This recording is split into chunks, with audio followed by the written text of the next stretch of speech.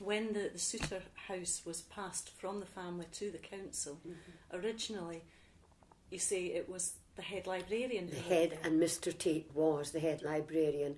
And when he died, Mrs. Tate stayed on either rent-free or peppercorn rent, something like £1 a year. You know, it was that sort of a situation. And maybe it was even rent-free, because there was, in some way or another, there was no record of it being their property. No, they denied it vehemently, she said. And I said, shame you didn't have the title deeds, Mrs. Tate. You know, but there you are. So she went to take the keys back, and nobody in the council knew that they actually Well, had they this sort of property. wouldn't accept them, then reluctantly they did. And she said she gave them my name in case, she said, Norma will, you know, pass any messages on to me, or, you know, things like that. Okay, fine. So after she had left the house was then used by the council for writer-in-residence. Yes, well, for a short while, they actually used it for people just coming to the city, and, you know, people who were on, having their rent paid for them.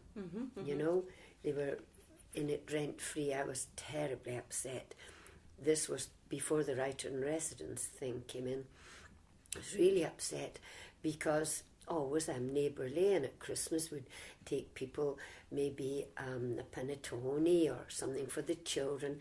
And when I went in, I remember this family, I think they had 4 children, and the children were always running amok in the front grass, and, you know, and also, sadly, they broke into, through the wall in the attic, they broke in and robbed the house next door. You see how they're semi-detached? They were quite wild, those children. I think they'd come from Ayrshire with their parents. Wow.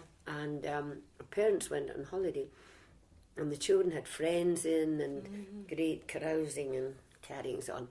And I was so upset to see the state of the house, because it had beautiful wood panelling and everything like that. Then the council realised the error of their ways, and they got going with completely cleaning it up and bringing it back to what it was, and then they did the writer-in-residence bit, you know. Right.